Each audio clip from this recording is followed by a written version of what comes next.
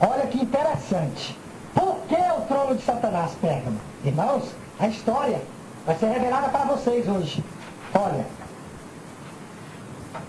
Aqui está quem? Aqui está a nossa querida Jerusalém. Esse é o símbolo de Jerusalém. Tá? Aqui nós temos feito o símbolo de quem? De Babilônia. Por causa da torre de Babel. Então, Israel, Babilônia, e aqui, ó, aqui está o mar, aqui está a Turquia, aqui está Pérgamo. Tudo bem? Quando Ciro destruiu Babilônia, os restantes da liderança babilônica foram para Pérgamo. E ali estava a igreja de Pérgamo já fundada, a igreja de Deus. Mas uma parte da população de Pérgamo fazia, sabe o que escondido? Um culto a Baal. Vocês sabem que a Babilônia veio de Cão, aquele filho de Noé. Tudo bem? A linhagem boa de Noé é Sem. Sem foi para Canaã. Cão foi para a Babilônia. E fundou lá a Babilônia. Foi a linhagem de Cão que começou a erguer a Torre de Babel, duvidando das promessas de Cristo. Então eles levaram uma pedra cúbica, que essa pedra era a forma de adoração. Se lembra que no final Deus vai dar uma pedra com nome novo. Porque dentro da cultura de Pérgamo eles sabiam que pedra era aquela. Por isso que Deus chega e fala, ao que vencer, vai do quê? Comer do maná escondido e receber uma pedra branca com nome branco. Por quê? Porque eles tinham uma pedra escondida lá. Colava isso da população. Era como nós chegarmos hoje aqui no Irmão Souza, estarmos guardando o sábado, fazendo o culto certo, mas amanhã ter gente escondido, indo atrás de uma pedra, que dizia que era uma pedra de Deus, uma pedra sagrada. E é que não era mesmo uma pedra, resto da Torre de Babel. Olha que interessante. Eles idolatraram, deusificaram um pedaço daquela abominação que Deus destruiu, daquele orgulho próprio, que era concorrer com Deus, que era saber os desígnios de Deus, porque quando a Torre de Babel foi levantada por falta de confiança em Deus, por duvidar da palavra de Deus e por querer saber de onde a água tinha vindo. Então eles queriam entrar nos concílios divinos. Eles queriam saber de onde veio a chuva. Eles queriam estar protegidos lá em cima. Então essa pedra era guardada dentro do santuário de Zeus. Agora, sabe por que foi feito o santuário de Zeus? Para Esculápio. Olha agora como é que vai ser o encaixe, irmãos. Vocês estão vendo que a gente padece por falta de conhecimento, é que a gente não conhece a história e a história não é passada? Olha, aqui está o altar de Zeus, certo? Mais ou menos assim, com as suas escadarias. Tudo bem? Esse altar para Zeus, que media 36 por 34 por 12, ele foi feito em adoração a Esculápio.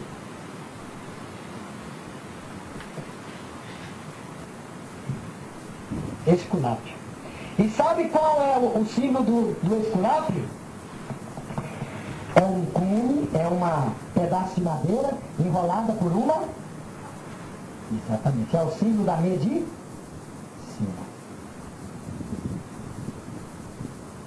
Então, dentro do templo, era-se louvado o Esculápio, que o fumo dele era um pedaço de madeira com uma cobra. E lá dentro também tinha a pedra que veio da Babilônia. Agora veja, ali eles acreditavam que Esculápio curava. E era adorado quem? A serpente. Estão entendendo porque agora Pérgamo foi chamado trono de Satanás? E qual era o trono? Era o altar que tinha em Pérgamo que construiu para Zeus. O que aconteceu? Roma foi lá, invadiu, né? Levou. Depois da Segunda Guerra Mundial, a Alemanha veio, aí depois a Alemanha veio, reconstruiu, ficou lá no museu na Alemanha, aí na Segunda Guerra, os russos foram com aquela confusão com a Alemanha toda, lá na época de Hitler, e foi destruída novamente.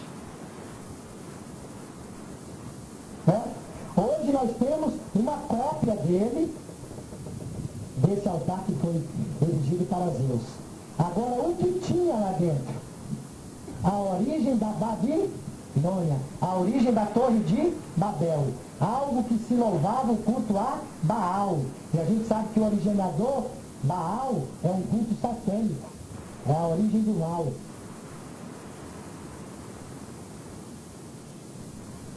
O que mais fala?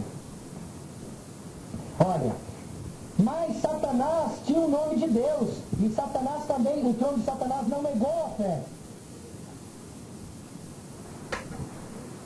Mesmo nos dias de Antipas. Quem é Antipas? Irmãos, nenhum livro que nós procuramos concorda que Antipas era um homem. Ninguém, nenhum livro. Nós estamos com 9 ou 10 livros só do Apocalipse que nós juntamos. Nenhum diz. Todos concordam que Antipas é uma classe de pessoas, é um grupo que vem daqui, ó. Anti quer dizer contra, o oposto. E paz vem de pai, de papa. Olha, o negócio agora vai começar. Veja, Antipas foi um grupo de pessoas que se opunha a uma parte da liderança da igreja. Por quê? Porque Pérgamo vai do ano 313 ao ano 358. E aqui nós já vimos a igreja romana se formando. Que igreja romana? A igreja católica. A igreja católica não foi fundada por Cristo. A igreja católica foi fundada no ano 358 por um códex de Justiniano. Agora, do ano 303 ao ano 358, começou a estrutura da igreja em Roma. Por quê? Porque nesse ano teve um imperador chamado Constantino, que ele se diz convertido. Olha, eu não adoro mais ao Deus pagão. Eu agora adoro ao Todo-Poderoso e reconheço o nosso Senhor Jesus Cristo como nosso Salvador. Esse rei chamado Constantino, o que ele fez? No dia 7 de março do ano 323, ele lançou a primeira lei dominical. Ele obrigou o planeta inteiro a guardar o domingo. Será que nós teremos uma lei dominical universal novamente? Roma já fez uma lei dominical, obrigando a todo mundo a guardar o domingo como dia santo. O dia do sol. Sunday. Dia do sol. Sunday. Roma adorava o sol. Mas o sol já era adorado desde antes do Egito. Osíris, ó, Egito. Osíris, o grande deus sol da cultura do Egito. E a gente sabe que o Egito foi a primeira civilização. Deus colocou seus filhos no Egito para mostrar que o sábado e que o nosso Criador é o verdadeiro Deus. E não o dia do sol e nem um Deus pagão como o Egito falava. Aí o Egito acabou. Mas a cultura do Egito foi passada para Roma. E o paganismo romano aceitou no paganismo do Egito esse costume de dizer que o sol é um Deus e dizer que existe um dia para esse sol, que é o domingo. Então, todo dia de domingo, as pessoas estão louvando o sol, não é o Criador, porque no dia de sábado é que se louva o Criador. Você pode ter a lua como Deus, você pode ter o sol como Deus, você pode ter um peixe como Deus, você pode ter uma mulher como Deus, mas Deus só é um. Quem é Ele? O Senhor, Criador dos céus e da terra. Nome dele, nome do Deus, Senhor. Título, Criador. Jurisdição, universo. Então o nosso Deus é o nosso Senhor, Criador dos céus e da terra. Não é o sol, não é um pedaço de pedra. Agora, em Pérgamo, lá existia uma classe de pessoas chamada Antipas que já combatia essa ideia de ter um líder dentro da igreja só, que seja representante do nosso Senhor Jesus Cristo. Jesus deixou algum representante dele aqui na face da terra? Não. Quem é o Consolador? O Divino Espírito Santo. Não temos representante, nós temos Consolador. Não tem ninguém que representa a Deus, ele tem um que consola. Deus não vai mandar ninguém representando ele a você, mas ele vai mandar um poder, a terceira pessoa da divindade, para lhe consolar, para lhe convencer e para lhe converter. Amém. Agora, durante esse período onde o Império Romano começa a declinar e a igreja cristã começa a crescer, e olha, quando algo declina e algo cresce, tem um momento que eles se encontram. Concorda? Olha aqui. Ó. Vamos ver aqui na lousa, vamos ver aqui no quadro. Ó. O império está declinando, mas a igreja está crescendo. Não teve um momento que eles se encontraram? Teve ou não teve, gente? Teve. E foi nesse momento que sabe o que aconteceu? O império chegou para a igreja e falou: nós não damos conta de tomar conta do Estado. O Estado está falido, os hospitais estão fechando, as escolas estão quebrando carteira, não temos dinheiro para pagar funcionários. Vamos declarar um estado de calamidade aqui no Império. Então, para isso, nós vamos passar o nosso poder para a igreja, e a igreja vai tomar conta dos fiéis e do Estado. Então, começa a haver um namoro entre igreja e Estado. E é nesse momento desse namoro entre a igreja e o Estado, entre a união, essa união entre a igreja e o Estado, que a igreja chega e passa para o Estado, ou que o Estado chega e passa para a igreja poderes. E muitos fiéis já viam liderança da igreja cheia de poder estatal, querendo comandar, como se fosse dono do município, como se fosse dono do Estado, como se fosse dono do Império. O Estado começou a colocar na cabeça da igreja que a igreja deveria ter papas, ou seja, representantes mundiais. Mas os fiéis falavam: Cristo não pregou isso, Cristo não deixou ninguém aqui no lugar dele, todos nós somos iguais, ninguém aqui é superior do outro, então por que vai ter um que vai ter que sentar no trono da igreja para guiar essa igreja? Isso é plano de Deus. Só que o papado ainda não tinha entrado. A igreja de Roma ainda não tinha a instituição Igreja Católica Apostólica Romana. Não tinha esse nome. Ela tinha a igreja em todos os lugares. Só que em Roma, aonde era a sede do poder do império, a igreja sofria pressões do imperador. O imperador chegava para o pregador e falava: olha, você tem que ser como eu, tem que ser um homem que vai comandar sua congregação. E eles falavam: não é isso que Cristo pediu. Ninguém aqui tem que comandar ninguém, não. Aí eles falavam: mas você tem que ter o poder. Você tem que colocar ordens, você tem que colocar lei, você tem que pegar lá aquele dinheiro e saber manusear. Mas o plano de Deus não era esse. Mas ainda não tinha oficializado Igreja Católica Apostólica Romana, não. Porque a sede do Império era pagã. Só que a igreja era pequenininha em Roma e estava crescendo. Começou a crescer, o Império falou: as ofertas e os dízimos deles estão quase iguais aos nossos impostos.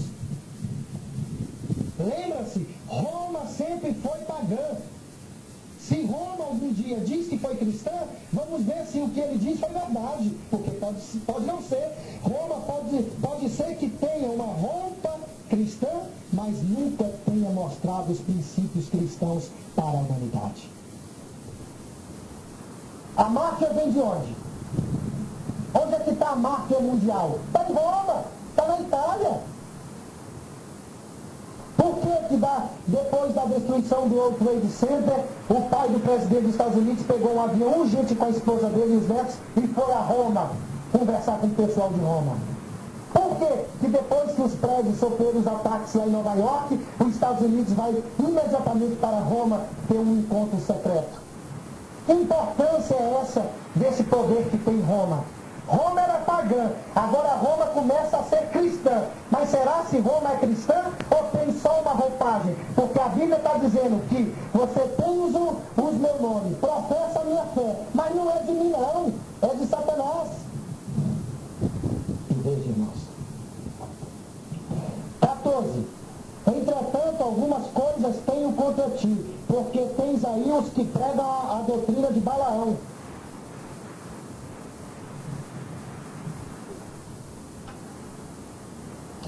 o qual ensinava a Balaque a lançar tropeços diante dos filhos de Israel, induzindo-os a comerem das coisas sacrificadas a ídolos e a se prostituírem. E ainda tem os nicolaítas. Olha o que aconteceu.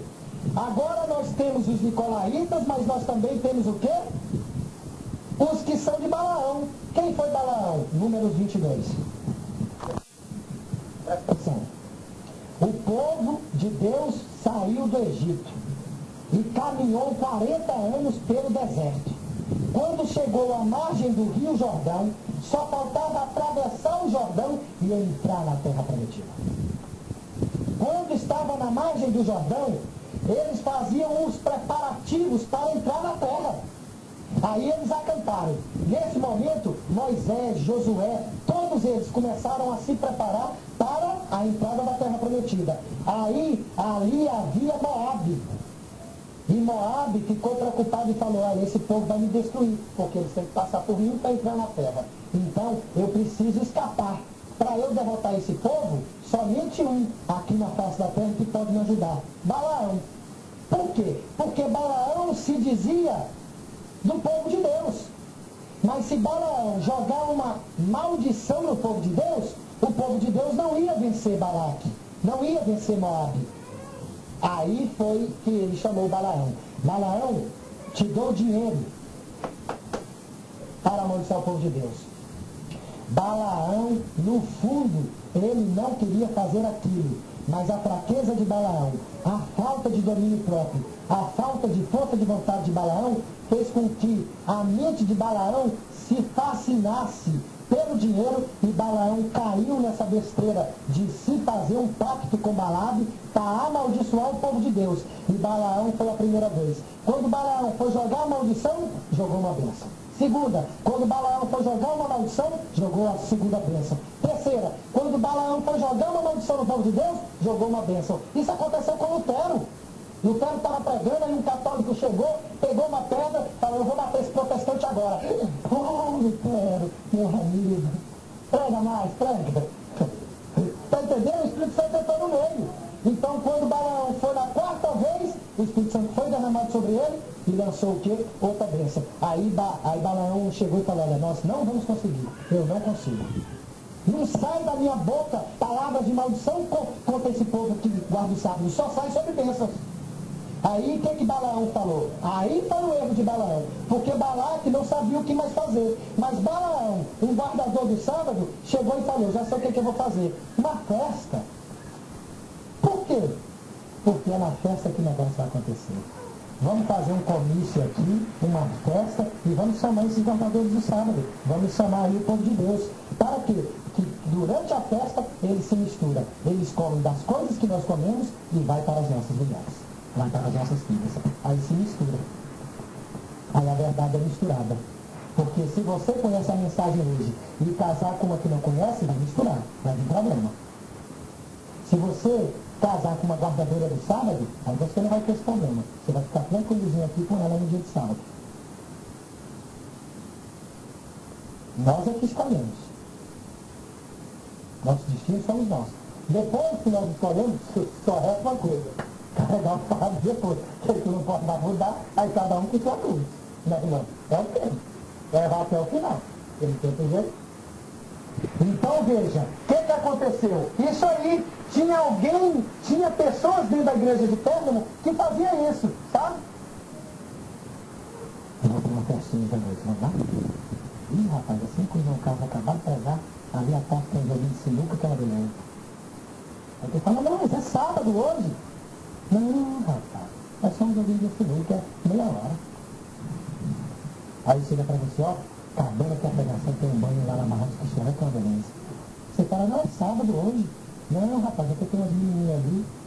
Então foi isso que Balaão fez, promoveu uma festa, trouxe as meninas, colocou música e vamos comer. Comer, dançar e fazer aquilo que não era permitido. Mas fora esses, também tinha os nicolaítas. Olha que a igreja começou agora a passar por um período difícil. Porque tinha os que vinham sábado de manhã no culto, mas sábado à noite estava na festa. Tinha aqueles outros que faziam o quê? Que estavam na igreja e falava que paz e amor, podemos fazer o que quisermos, né? Porque os nicolaítas pregam isso. Não, podemos comer o que quisermos e podemos termos paixões para tudo. Não é isso? Então, dessas duas classes estavam lá. E vamos ver o que Jesus fala sobre elas. Vamos voltar lá para Apocalipse agora? Porque nós já sabemos o que aconteceu lá com Balaão, né? Agora vamos ver o que Apocalipse fala sobre Balaão.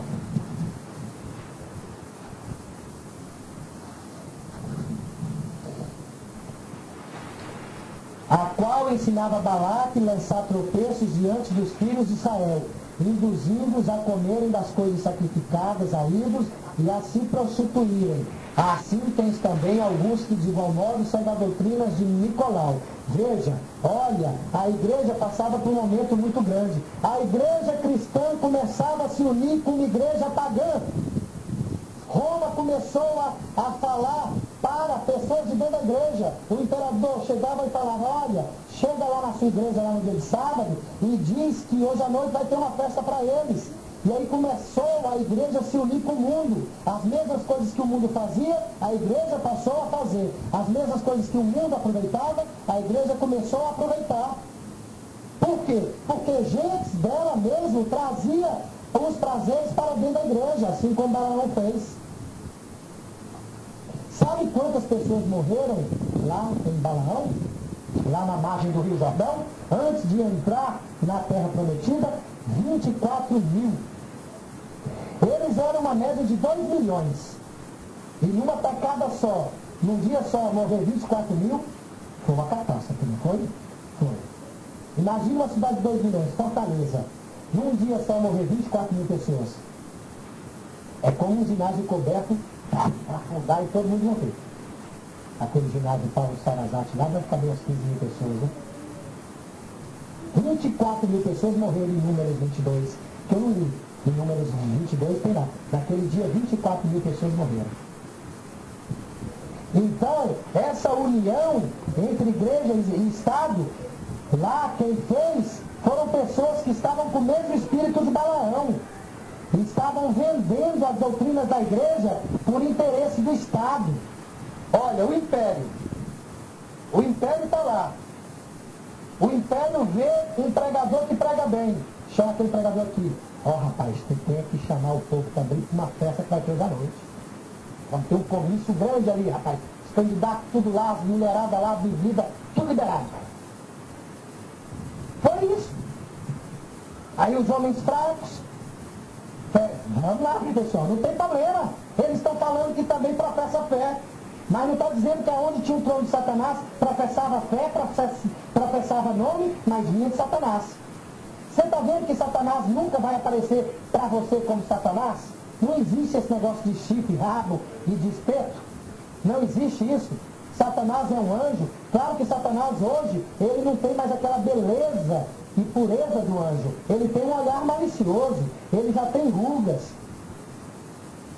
Mas ele não tem essa fisionomia feia. E ele vem para você no que você gosta. Você gosta de obedecer o papai? Então ele vai falar, agora você vai desobedecer. Você gosta de ir lá na barragem, lá no dia do domingo? Então eu vou com você para te tentar, para você ficar olhando só para as meninas. Você não gosta aí de um encrenca? Então eu vou perturbar a tua cabeça para te enfrentar mais. No nosso ponto fraco ele vem. Se ele sabe que eu tenho uma inclinação e uma fraqueza para alguma coisa, aí ele vem para se aproveitar dessa fraqueza. É dessa maneira. E lá nessa igreja ele fez isso.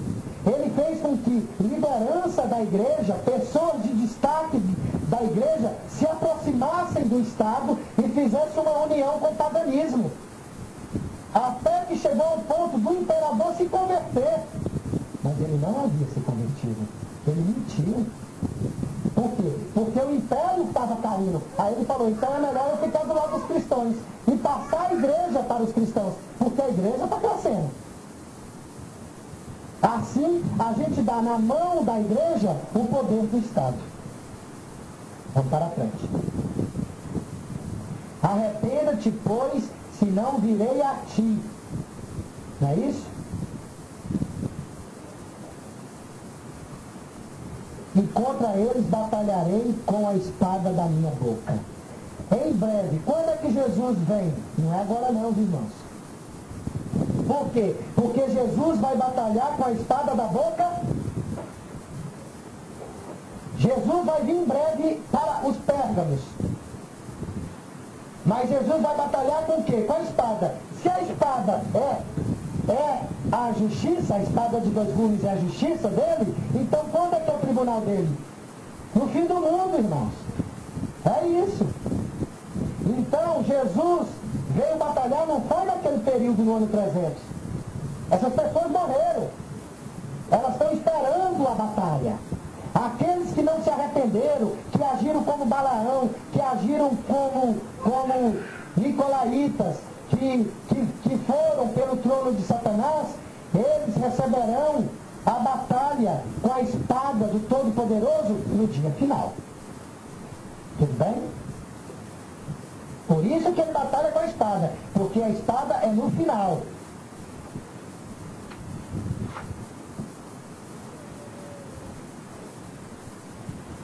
Vamos ler 2 Tessalonicenses 2:3. Eu tenho essa citação aqui. Vamos ver o que diz lá sobre esse assunto. 2 Tessalonicenses, Novo Testamento. 2 Tessalonicenses 2:3. Ninguém de modo algum vos engane, porque isto não sucederá sem que venha primeiro a apostasia, ou seja, revelado o homem do pecado, o filho da perdição, aquele que se opõe e se levanta contra tudo que se chama Deus, ou é objeto de adoração, de sorte que se assenta no santuário de Deus, apresentando-se como Deus. Olha,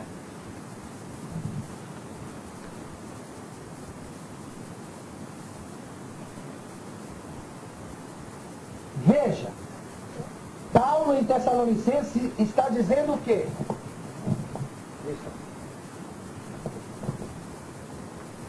O que Paulo está dizendo? 2 Tessalonicenses 2:3. Leiam aí. O que Paulo está dizendo? Ninguém de modo algum vos engane, porque isto não sucederá sem que venha primeiro o quê? A apostasia. E seja revelado o homem do pecado, o filho da perdição. Calma. Primeiro vai vir o quê? Primeiro vai vir a apostasia.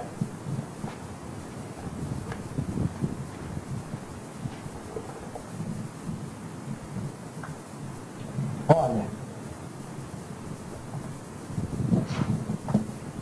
antes de Cristo voltar, primeiro vem o quê? A apostasia. Depois, filho da... Hein? Filho da... Vamos lá, gente? Não. Homem do pecado. Depois vem o homem do... Filho da... O que ele faz? O que ele faz? Se opõe e se levanta tudo que se chama de Deus. Se opõe. Olha, que cara. Vai lá pra cá. Se opõe a tudo que se chama Deus. E depois se assenta no santuário. E chama-se de Deus.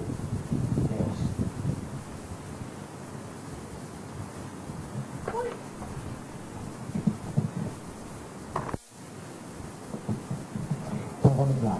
Primeiro vem o quê? Antes de Jesus voltar vai vir o quê? A apostasia. O que é apostasia? Abandonar a fé. Depois aparece o homem do pecado, o filho da perdição. O que ele faz? Se opõe a tudo que vem de Deus, senta no trono de Deus e quer ser chamado de Deus. Gente, existe hoje na face da terra alguém que tem o título como Deus? Qual é o título que o Papa tem? Vigário, filho de... Se filho de Deus, é Deus. Se você é filho de Deus, você é Deus. Se você tem o mesmo sangue dele. Se vigário, filho de Deus, é um homem que se acha representante de Deus, então ele se acha Deus na terra.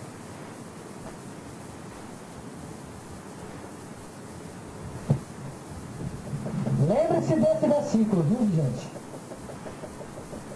Primeiro vem o erro, depois surge o homem do pecado, filho da perdição, ele se opõe a tudo que é de Deus, ele senta no trono de Deus e ele quer ser chamado de Deus. Tudo bem? Vamos voltar lá para Apocalipse. Olha, lembra-se que Satanás não vai sentar em trono ele mesmo, não. Ele vem em outra forma. O trono de Satanás, será se o trono de Satanás está sendo chamado trono de Deus? Pérgamo está dizendo que ali existiu o trono de Satanás. E Paulo está dizendo que vai levantar um, chamado homem do pecado, filho da perdição, que vai querer ser Deus. E antes de Jesus voltar. Lembra-se que em Pérgamo, a plenitude da história da era cristã, Jesus resumiu toda essa história em 7 períodos. E quando aquele do capítulo 1 de Apocalipse começa a percorrer os candeeiros, ele começa a ver cada candeeiro como se fosse um período, cada candeeiro como se fosse uma igreja. E as 7 estrelas que tem na sua fronte é um anjo específico para um período, ou seja, um anjo que vai e acende esses candeeiros, ou seja, um anjo que vai e escreve e manda uma carta para aquele determinado período, que foram chamados de igrejas, porque na era cristã iria prevalecer essa palavra chamada de igreja. Mas igreja é o quê? Igreja é o povo de Deus, que guarda os seus mandamentos e mantém a fé em Jesus. O que nós estamos estudando é o capítulo 1 do Apocalipse. Nós sabemos que o Apocalipse é a revelação. O Apocalipse é a revelação das coisas que irão e que aconteceram e que estão acontecendo desde quando Cristo foi para o céu, depois da sua ressurreição, até a vinda dele. O Apocalipse é essa revelação, as coisas que aconteceram, que estão acontecendo e que vão acontecer, já está escrita tudo em Apocalipse.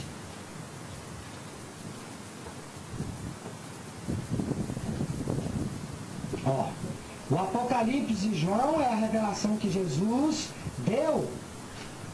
E veja, quando a gente começa a ler o Apocalipse capítulo 1, versículo 9, Apocalipse capítulo 1, versículo 9,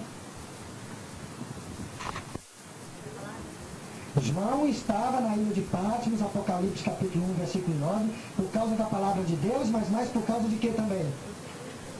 Então, duas coisas levaram João à prisão: a palavra de Deus e o testemunho de Jesus. A palavra de Deus é o quê? São os mandamentos dele, ali é a palavra dele. E o testemunho de Jesus é o quê? O espírito de profecia. Nós já vimos isso. Apocalipse 19, 10. Vamos lá? Em Apocalipse 19, 10, João está falando com um anjo. E o anjo chega e fala: João, não se ajoelha perante mim, porque eu sou conservo teu. Eu também sou servo de Deus. Que Deus? Sou conservo de quem? Dos que mantêm o testemunho de Jesus. Pois o testemunho de Jesus é o quê? O testemunho de Jesus é o quê? O espírito de profecia. Então João estava preso porque João acreditou nos profetas. João guardava os mandamentos de Deus, guardava a palavra de Deus. Por isso que João foi preso. E veja o que aconteceu. Eu fui, versículo 10, eu fui arrebatado em espírito no dia do Senhor. Qual é o dia do Senhor? Qual é o dia do Senhor? Sábado. E ouvi por trás de mim uma grande voz como de trombeta. Testemunho de Jesus, que é o espírito de profecia. Vamos voltar para Apocalipse 1:10. João foi arrebatado em espírito no dia do Senhor e ouviu por trás de mim uma grande voz como de trombeta. Então João estava em Patmos por causa dos mandamentos e por causa do espírito de profecia, que é o testemunho de Jesus. E no dia de sábado ele foi arrebatado em espírito. Então Deus conversou com ele de uma forma espiritual. Foi o espírito dele que viu. Com uma voz de trombeta, versículo 11. Que dizia: o que vês, escreva-o no livro e envia-o às 7 igrejas: Éfeso, Esmirna, Pérgamo, Tiatira, Sardes, Filadélfia e Laodiceia. E voltei para ver quem falava comigo. Versículo 12. Versículo 12. E voltei para ver quem falava comigo. E ao voltar-me, o que aconteceu? Lá no versículo 12 do capítulo 1. Vi o quê? 7 candeeiros de ouro. E no meio dos candeeiros, um semelhante ao filho do... Então são 7 candeeiros. E no meio desses candeeiros, um semelhante ao filho do homem. Vestido de quê? De roupa talar, cingindo a altura do peito com um cinto de ouro. Na sua cabeça, os cabelos eram brancos como lã. Versículo 14. Como a neve, e os seus olhos como a chama de fogo. Olha como é Jesus no meio dos candeeiros. Ó,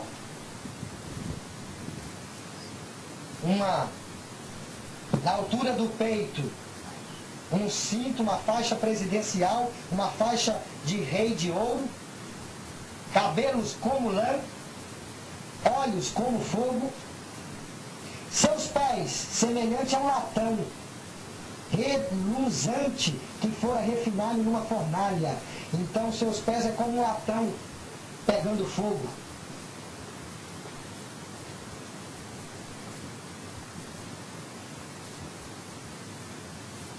E sua voz como de muitas águas. Tinha ele, imagina um barulho de cachoeiro, imagina um barulho do mar. A voz era semelhante a essa. Tinha ele na sua destra 7 estrelas, e da sua boca saía uma espada de 2, versículo 16. Versículo 16. Uma espada de 2 gumes. Na sua destra é fronte. O que tinha lá na sua fronte? 7 estrelas. Então, como ele era? Roupa talar, uma faixa de ouro no peito, cabelos de lã, cinto de ouro, cabelos de lã, olhos de fogo, pés de latão pegando fogo, voz de muitas águas. Na sua fronte, na sua destra, 7 estrelas. Da sua boca saía uma espada de 2 gumes. Seu rosto era como o sol. 17. Quando o vi, caí a seus pés como morto, e ele pôs sobre mim a sua destra, dizendo: não temas, eu sou o primeiro e o último. Quem é o primeiro e o último? Apocalipse 17. Jesus. 18. O que vivo, fui morto. Quem é que morreu e ressuscitou? Todo mundo leia no 18 aí. Jesus.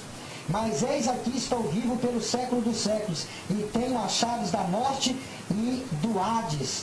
Escreve, pois, as coisas que tem vistes, e os que são, e as que depois dessas hão de suceder. Eis o mistério das 7 estrelas que vistes na minha destra, e dos 7 candeeiros. Versículo 20. Pois as 7 estrelas são os anjos das 7 igrejas, e os 7 candeeiros são as 7. Então, Jesus, que é esse homem de cabelo cor de branco de lã, na sua destra 7 estrelas, no seu olho, olho de fogo, pés de latão pegando fogo, cinto de ouro, é uma fita de rei no seu peito de ouro. Ele que está passeando, andando por entre os 7 candeeiros. Quem são as estrelas? As estrelas são os anjos que vão enviar a sua mensagem para cada período da era cristã. Então o Apocalipse tem que ver conosco, com a nossa era. O que passou não está em Apocalipse. Apocalipse vem de quando Cristo ressuscitou para o céu até a sua segunda volta. E Deus já deixou escrito o que iria acontecer com a sua igreja. Só que Deus partiu esse período em 7. Então, a mensagem está no mistério e no oráculo de 7 partes. Então, o que nós temos que fazer? Nós temos que pegar as 7 mensagens e juntá-la, porque aí nós teremos uma mensagem toda. Nós só descobriremos qual é a mensagem que Deus tem para a sua igreja se nós estudarmos as 7 igrejas. Porque as 7 igrejas, cada uma contém um pedaço de um todo. A verdade de Deus é uma só, mas para cada época, Deus teve uma verdade presente. Existe uma parte da verdade que é especial, que diferencia você dele. Existe hoje uma parte da verdade que nos diferencia da verdade de Abraão, da verdade de Moisés, da verdade do tempo de João Batista. Mas tudo é uma verdade só, nenhuma contradiz a outra, mas cada uma tem uma verdade particular. Qual foi a verdade para a primeira igreja chamada Éfeso? Que ali era uma igreja desejável, era a igreja que Deus queria ter, porque o período de Éfeso compreendeu do ano 0 ao ano 100, ou seja, foram aqueles primeiros 100 anos aonde a igreja estava com a sua liderança que tinha convivido com Jesus. A igreja de Cristo tinha aquelas pessoas que tinham visto Jesus pessoalmente. Então, era a igreja que Deus queria para ela, porque Deus sempre quer estar conosco. Por isso que a primeira igreja, Jesus colocou ela como nome de desejada. Agora lá dentro teve um problema. Qual foi o problema? Os nicolaítas. O que os nicolaítas falavam? Paz e amor, está tudo liberado. Os desejos da carne não precisam ser sobrejulgados. Ou seja, nós podemos fazer aquilo que queremos. Ou seja, os nossos apetites e as nossas paixões estão liberadas. Essa doutrina, os nicolaítas defendiam ela, possivelmente proveniente de uma cultura grega liberal. Já que Éfeso tinha uma influência grega. Éfeso está ali na Turquia. E a Turquia atravessou o mar Mediterrâneo e está na Grécia. Mas, o que falou aqui, lá na primeira igreja? O que ele falou? Olha lá. Quem tem ouvidos, ouça. Ao que vencer, dar-lhe-ei de comer da árvore da vida que está no paraíso. Então, aquelas pessoas que venceram o defeito básico, que era essa doutrina de que não precisamos negar os desejos da carne, essa primeira igreja, aqueles irmãos que estavam compondo ela, os que venceram irão comer da árvore da vida.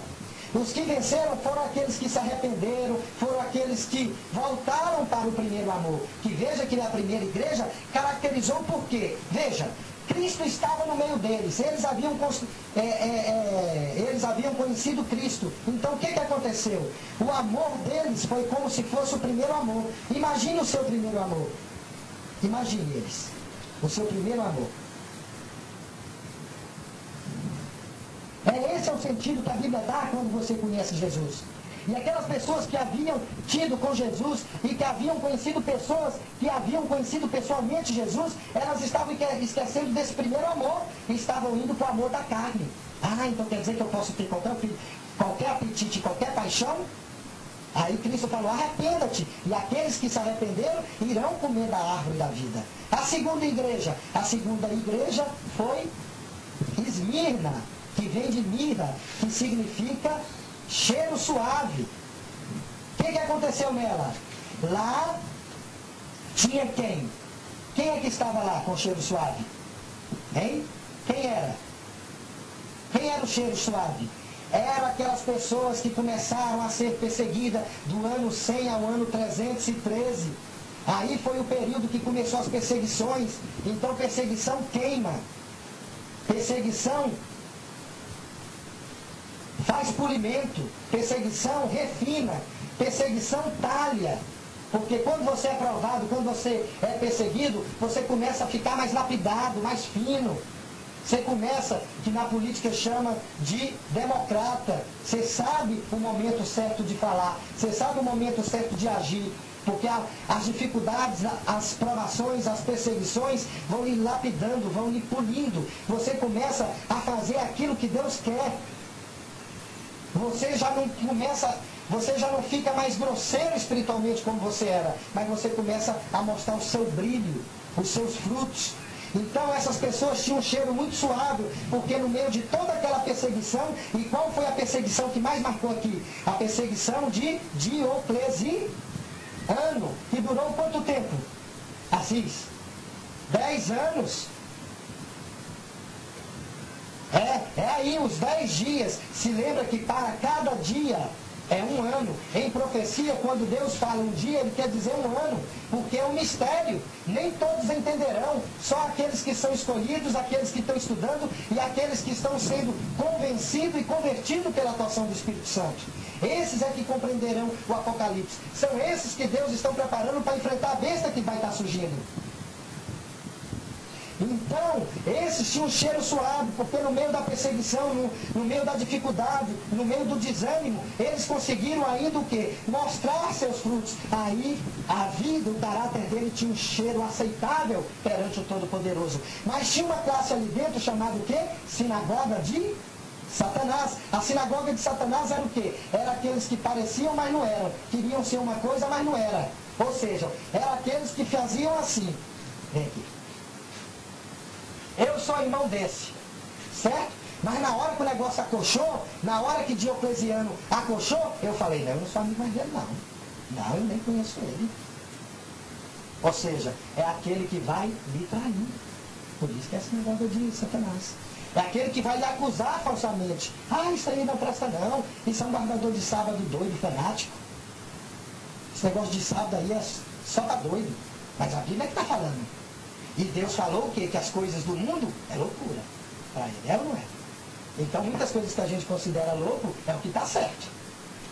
Então a sinagoga de Satanás era uma classe dessas pessoas. E o que nós queremos aqui é que não haja sinagoga de Satanás. Que não haja traição entre nós.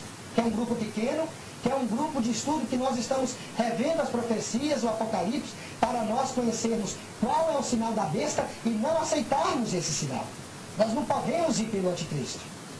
E agora, quem a desmina? Quem vencer? Quem vencer essa fraqueza de trair, de acusar os irmãos? Quem não for da sinagoga de Satanás, vai acontecer o que com ele? Ao que vencer, Apocalipse 2,11, de modo algum sofrerá o dano da segunda. Aí nós vimos as duas ressurreições. Assim, o que separa as duas ressurreições? Os 1000 anos. Olha, pessoal, presta atenção, ó, aqui nós temos os 1000 anos. Nessa semana, uma colega chegou aí e falou, olha, tem um filme novo do aquele Arnold Schwarzenegger, que é uma pessoa influente nos Estados Unidos, porque ele já foi chefe do departamento de esportes do governo federal, me parece que do governo do Bill Clinton. Então ele é um ator de peso. Ele tem penetração política e a gente sabe o que os Estados Unidos vai aprontar aqui para frente. E sabe o que dizia lá no filme? Ele pega a Bíblia, o Schwarzenegger pega a Bíblia, abre em Apocalipse capítulo 20, versículo 7 e lê. Aparece ele lendo a Bíblia. Depois dos 1000 anos, Satanás será salvo. Só que o filme só fala isso. Não lê o que está antes de Apocalipse capítulo 20, versículo 7. Porque o capítulo 20 de Apocalipse diz que a primeira ressurreição é a ressurreição dos bons ou dos maus? Dos bons. E a segunda ressurreição é a dos maus ou a dos bons? Dos maus. Que os maus são chamados ímpios. E os bons são chamados justos. E o que separa as duas ressurreições? O milênio. Aqui Satanás está preso. Aqui é a prisão de Satanás. Então, quem não for da sinagoga de Satanás, não vai passar pela segunda morte. E é verdade. Por quê? Porque o Espírito de profecia diz o quê? Aqueles que uma vez reconheceram a autoridade do sábado, compreenderam a guarda do sábado e abandonam a sua fé, quando o anticristo se levantar, esses vão denunciar os que guardam o sábado como pessoas más. Mas depois que a porta da graça se fechar e não houver mais perdão, e as pragas, as 7 últimas pragas do Apocalipse estiver caindo, esses que conheciam a mensagem do sábado, mas não tiveram fé e coragem para obedecer ao chamado de Deus, esses correrão para os pés dos que foram selados por Deus. E esses serão a sinagoga de Satanás novamente. Então esses morrerão na segunda. Mas quem não for a sinagoga de Satanás hoje, ele não vai passar pela segunda morte. Quem ali na primeira não seguiu os nicolaítas, vai comer da árvore da vida. Então, hoje nós temos a doutrina dos nicolaítas sim, porque você vê que a ênfase dos testemunhos é o quê? É uma vida temperante de não condescendência com os desejos da carne, que são apetites e paixões. Então, o primeiro período fecha conosco. O segundo período, a sinagoga de Satanás, novamente fecha conosco. Irmãos, na verdade, é um oráculo, é um mistério, que as 7 mensagens culminam no povo que vai ser selado. E como a história está se repetindo, esses 7 períodos existiram e ao mesmo tempo a mesma mensagem está se acontecendo em nossas vidas, que estamos prestes a sermos selados ou não. Então vamos seguir em frente. Vocês compreenderam essa introdução? Vocês estão entendendo isto? Jesus deixou essas igrejas como símbolo para servir de exemplo para nós. O que vocês têm que entender é, cada igreja tem um nome, cada igreja tem uma falha, cada igreja tem uma virtude, e cada igreja tem uma promessa. E no final é uma mensagem só. Se você colocar desejável, cheiro suave, forma, a mensagem que Deus quer dar para você. Se você vê as características negativas de todas as igrejas, você vai ver as características negativas da tua família, da tua igreja. Se você vê as características positivas, você vai ver as suas positivas, você vai se encaixar nelas. Tudo bem? Então, o que nós estamos fazendo é estudando história. A história que vai desde quando Cristo ressuscitou e subiu, até quando Cristo voltar. Então nós estamos na terceira parte dessa história. Qual é o capítulo de hoje? Não tem uma novela? Então, ela não é parte? Então, é isso que vocês estão vendo. Vocês estão vendo o que aconteceu na igreja. Primeiro a igreja era boa. Tinha uma classe lá que dizia que podia fazer tudo o que queria. Depois a igreja começou a ser perseguida. Surgiu uma classe de acusadores, denunciando falsamente os irmãos. E agora? O que vai acontecer com a igreja? Vamos ver. Pérgamo.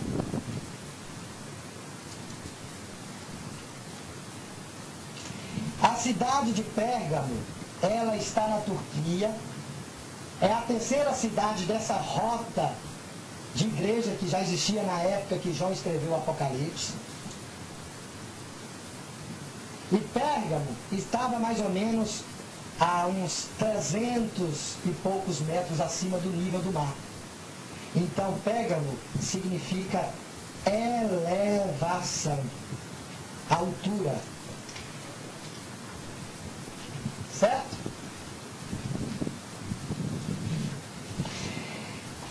Então vamos ler. Apocalipse capítulo 2, versículo 12. Apocalipse capítulo 2, versículo 12. Vamos ler isso aí? Cada um com a Bíblia, vamos? Apocalipse capítulo 2, versículo 12. O anjo da igreja em Pérgamo escreve: isto diz aquele que tem a espada aguda de 2 gumes. Quem é que tem a espada aguda de 2 gumes? Jesus. Como é que é a forma de Jesus? Cinto de ouro, faixa de rei, cabelo cor de neve, olhos de fogos, pés de latão pegando fogo. Da sua boca sai o quê? Uma espada de 2 gumes. Da sua destra tem 7 estrelas. Muito bem. Então quem é que está dizendo a igreja de Pérgamo? É ele. Jesus. O Apocalipse é todo Cristo. É a revelação do nosso Senhor Jesus Cristo. Sei onde habitas, que é onde está o trono de Satanás. Mas retens o meu nome, e não negaste a minha fé, mesmo nos dias de Antipas, minha fiel testemunha, o qual foi morto entre vós, onde Satanás habita. Entretanto, algumas coisas tenho contra ti, porque tens aí os que seguem a doutrina de Balaão, o qual ensinava a Balaque a lançar tropeços diante dos filhos de Israel, induzindo-os a comerem das coisas sacrificadas a ídolos e a se prostituírem. 15. Assim tens também alguns que de igual modo seguem as doutrinas dos nicolaítas. Arrependa-te, pois, ou se não virei a ti em breve, e contra eles batalharei com a minha espada da minha boca. Quem tem ouvidos, ouça o que o Espírito diz às igrejas. Ao que vencer, darei do maná escondido, e lhe darei uma pedra branca, e na pedra um novo nome escrito, o qual ninguém conhece, senão aquele que o recebe. Eita, é lindo esse estudo. Primeiro, vamos para 2 Coríntios.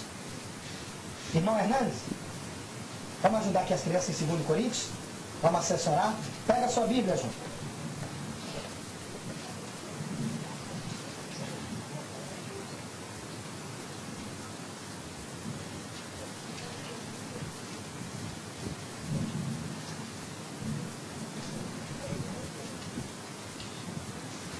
Segundo Coríntios 5.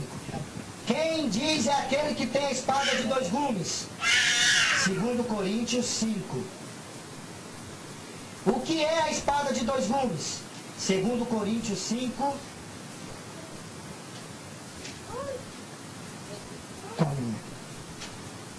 Acharam? Versículo 10. Porque é necessário que todos nós sejamos manifestos diante do tribunal de Cristo, para que cada um receba o que fez por meio do corpo, segundo o que praticou, o bem e o mal. Que tribunal é que nós vamos? Perante qual tribunal que nós vamos comparecer? O tribunal de Cristo. E nós vamos receber segundo o quê? Segundo o que nós praticamos. Ué, mas está falando que a salvação é pela fé? O que tem a ver as nossas obras? Nós vimos também já no estudo que a fé sem obras ela é, e as obras sem fé de nada vale. Então Cristo vai nos julgar mais uma vez pelas nossas obras. Então a faca de 2 gumes é a justiça de Cristo. E Cristo só vai nos julgar mediante as nossas obras. Se nós guardamos os mandamentos dele, ou se nós desobedecemos aos 10 mandamentos. Aí entra a importância do sábado como 4º mandamento. Mais uma vez, a Bíblia mostrando para vocês a legalidade do sábado e a necessidade de se guardar o sábado, porque Cristo vai requerer isso no julgamento final, se nós fizermos as coisas boas ou não no dia dele. Vamos ver Salmos 84. Ajuda eles aí, irmão. Salmos 84. O que é a faca de 2 gumes? Por que sai da boca de Cristo uma faca de 2 gumes? Se Cristo dizem que é só amor. Mas nós vimos que a mensagem do primeiro anjo do Apocalipse 14 é uma mensagem de justiça e de amor também. Temei a Deus, porque é chegada a sua hora do seu juízo. E adorai aquele que te fez. Quem te fez te ama. Então Deus é amor porque te criou, mas é justiça também. Salmos 84, versículo 4. Versículo 4. Bem-aventurados os que habitam em tua casa, louvar-te-ão continuamente. Bem-aventurados os homens cuja força está em ti, em cujo coração estão os caminhos altos, passando pelo vale de Baca, fazem dele um lugar de fontes, e a primeira chuva o cobre de bênçãos. E eu li errado, porque é 87, viu? Por isso que eu estava vendo. O que tem a ver isso com o juízo? Ah, tá. Salmos 80, Salmos 87. Não é isso?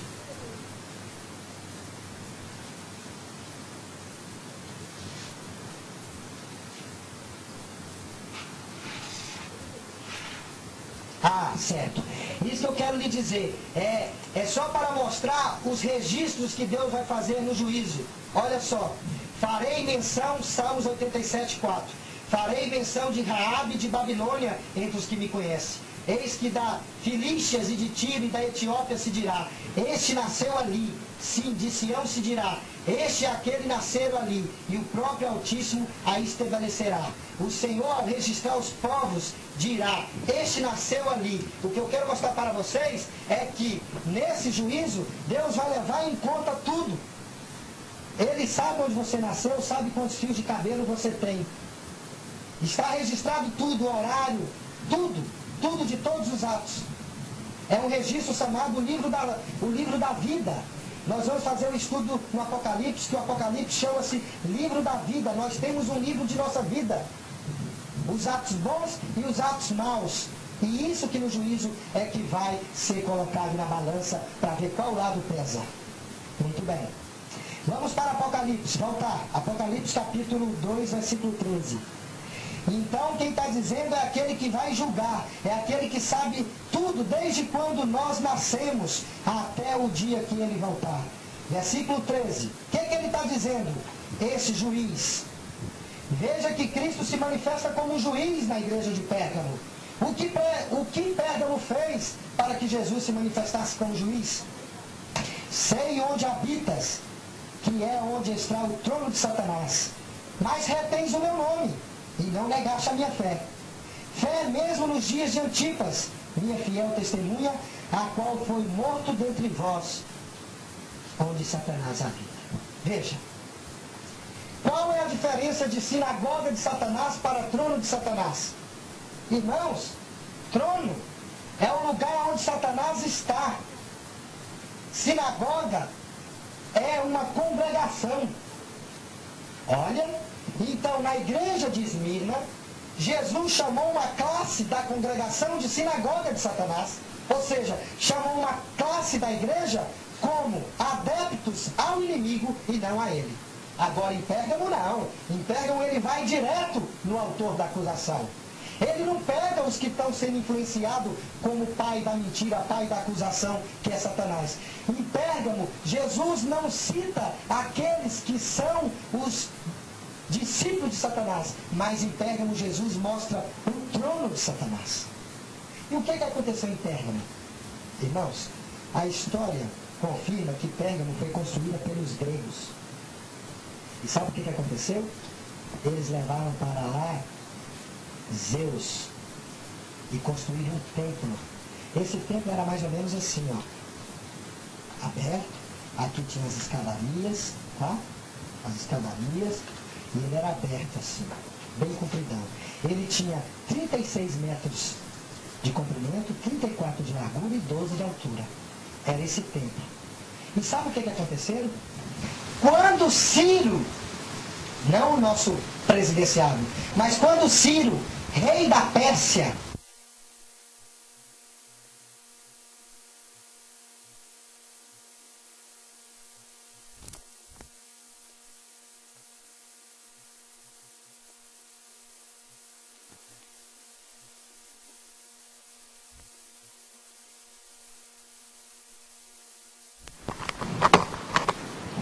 olha que interessante.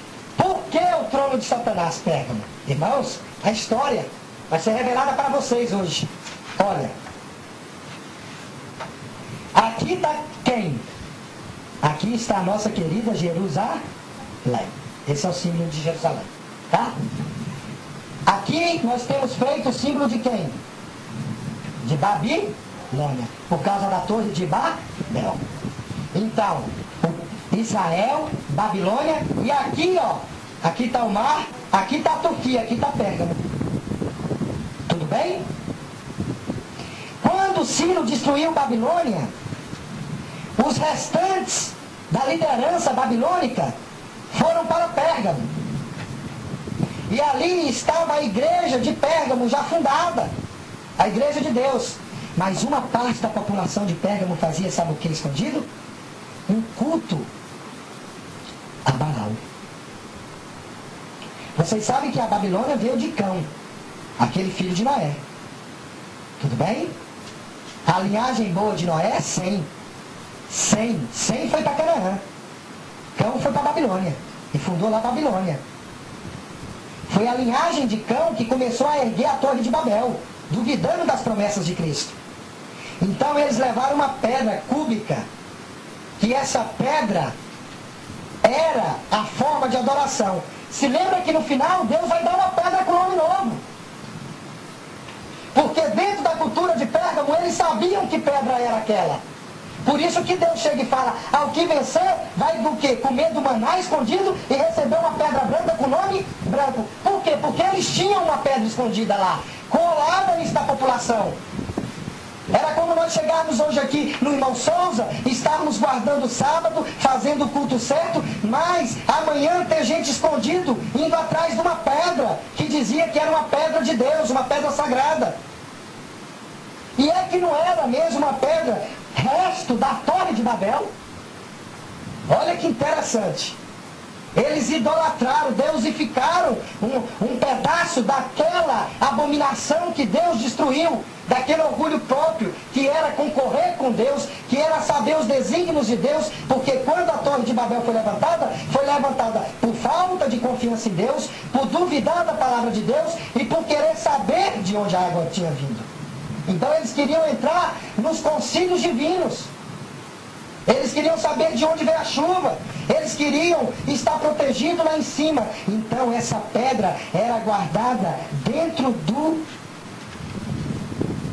santuário de Zeus. Agora, sabe por que foi feito o santuário de Zeus? Para Esculápio. Olha agora como é que vai ser o encaixe, irmãos. Vocês estão vendo que a gente padece por falta de conhecimento? É que a gente não conhece a história não é passada? Olha, aqui está o altar de Zeus, certo? Mais ou menos assim, com as suas escadarias. Tudo bem? Esse altar para Zeus, que media 36 por 34 por 12, ele foi feito em adoração a Esculápio.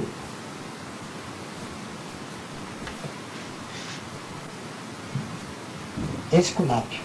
E sabe qual é o símbolo do Esculápio? É um cume, é um pedaço de madeira enrolada por uma... Exatamente, é o símbolo da medicina.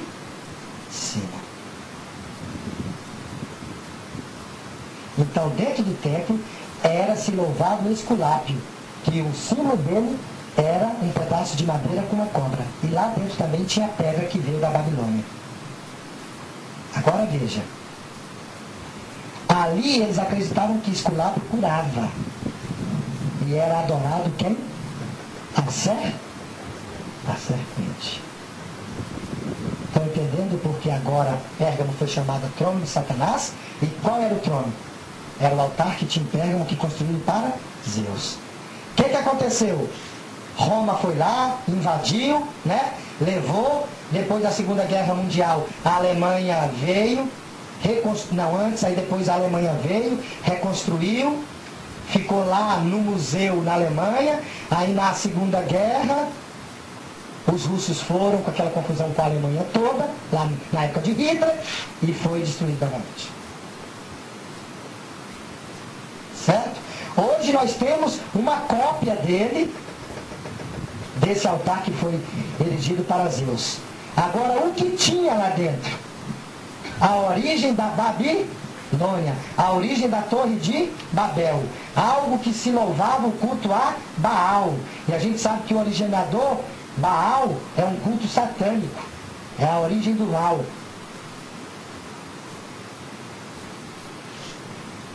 O que mais fala aí?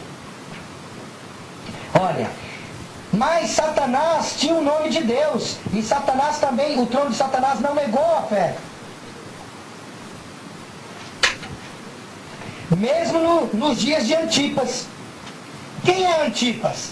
Irmãos, nenhum livro que nós procuramos concorda que Antipas era um homem. Ninguém, nenhum livro. Nós estamos com 9 ou 10 livros só do Apocalipse que nós juntamos. Nenhum diz. Todos concordam que Antipas é uma classe de pessoas, é um grupo, que vem daqui, ó. Anti quer dizer contra, o oposto. E paz vem de pai, de papa. Olha, que negócio agora vai começar. Veja, Antipas foi um grupo de pessoas que se opunha a uma parte da liderança da igreja. Por quê? Porque Pérgamo vai do ano 313 ao ano 358. E aqui nós já vimos a igreja romana se formando. Que igreja romana? A igreja católica. A igreja católica não foi fundada por Cristo. A igreja católica foi fundada no ano 358 por um códex de Justiniano. Agora, do ano 313 ao ano 358, começou a estrutura da igreja em Roma. Por quê? Porque nesse ano teve um imperador chamado Constantino, que ele se diz convertido. Olha, eu não adoro mais ao Deus pagão. Eu agora adoro ao Todo-Poderoso e reconheço o nosso Senhor Jesus Cristo como nosso Salvador. Esse rei chamado Constantino, o que ele fez? No dia 7 de março do ano 323, ele lançou a primeira lei dominical. Ele obrigou o planeta inteiro a guardar o domingo. Será que nós teremos uma lei dominical universal novamente? Roma já fez uma lei dominical, obrigando a todo mundo a guardar o domingo como dia santo. O dia do sol. Sunday. Dia do sol. Sunday. Roma adorava o sol. Mas o sol já era adorado desde antes do Egito. Osíris, Egito. Osíris, o grande deus sol da cultura do Egito. E a gente sabe que o Egito foi a primeira civilização. Deus colocou seus filhos no Egito para mostrar que o sábado e que o nosso Criador é o verdadeiro Deus. E não o dia do sol e nem um Deus pagão como o Egito falava. Aí o Egito acabou. Mas a cultura do Egito foi passada para Roma. E o paganismo romano aceitou no paganismo do Egito esse costume de dizer que o sol é um Deus e dizer que existe um dia para esse sol, que é o domingo. Então, todo dia de domingo, as pessoas estão louvando o sol, não é o Criador, porque no dia de sábado é que se louva o Criador. Você pode ter a lua como Deus, você pode ter o sol como Deus, você pode ter um peixe como Deus, você pode ter uma mulher como Deus, mas Deus só é um. Quem é Ele? O Senhor, Criador dos céus e da terra. Nome dele, nome do Deus, Senhor. Título, Criador. Jurisdição, universo. Então o nosso Deus é o nosso Senhor, Criador dos céus e da terra. Não é o sol, não é um pedaço de pedra. Agora, em Pérgamo, lá existia uma classe de pessoas chamada Antipas que já combatia essa ideia de ter um líder dentro da igreja só, que seja representante do nosso Senhor Jesus Cristo. Jesus deixou algum representante dele aqui na face da terra? Não. Quem é o Consolador? O Divino Espírito Santo. Não temos representante, nós temos Consolador. Não tem ninguém que representa a Deus, ele tem um que consola. Deus não vai mandar ninguém representando ele a você, mas ele vai mandar um poder, a terceira pessoa da divindade, para lhe consolar, para lhe convencer e para lhe converter. Amém. Agora, durante esse período onde o Império Romano começa a declinar e a igreja cristã começa a crescer, e olha, quando algo declina e algo cresce, tem um momento que eles se encontram. Concorda? Olha aqui. Ó. Vamos ver aqui na lousa, vamos ver aqui no quadro. Ó.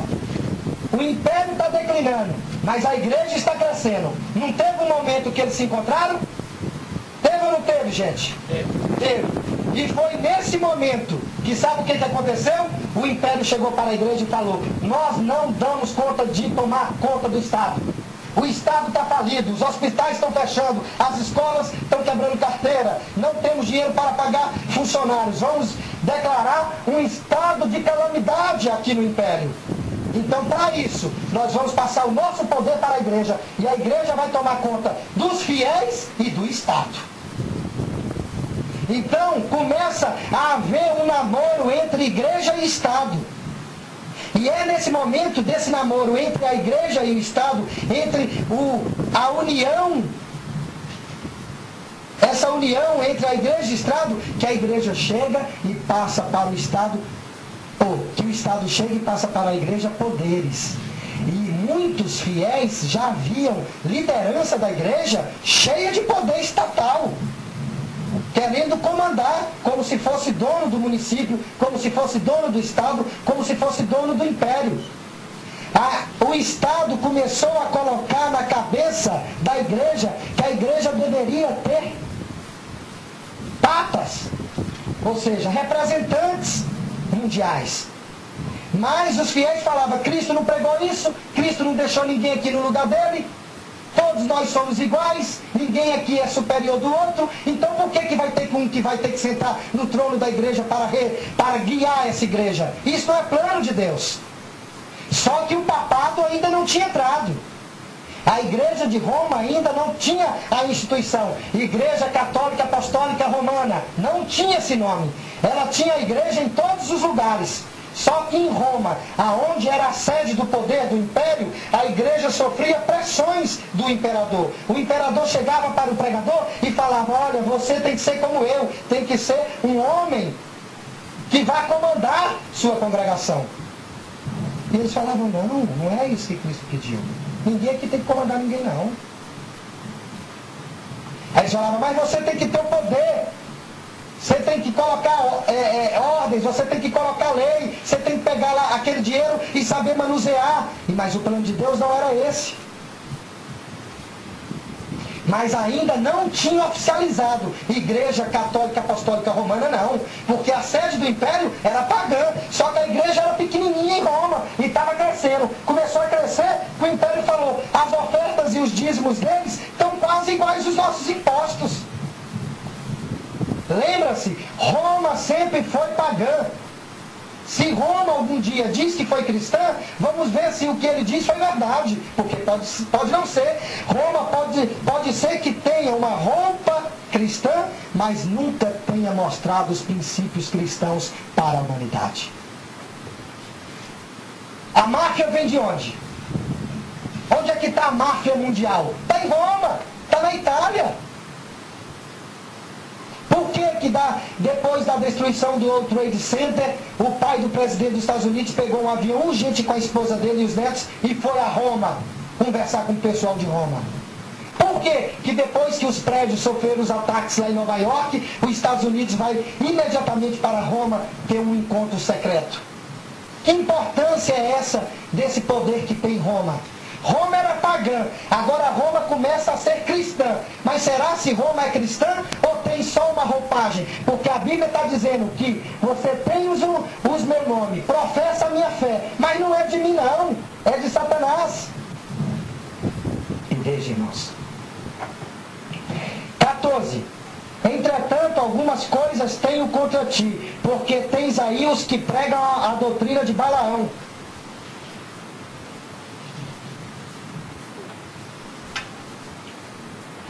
o qual ensinava a Balaque a lançar tropeços diante dos filhos de Israel, induzindo-os a comerem das coisas sacrificadas a ídolos e a se prostituírem. E ainda tem os nicolaítas. Olha o que aconteceu. Agora nós temos os nicolaítas, mas nós também temos o quê? Os que são de Balaão. Quem foi Balaão? Números 22. Presta atenção.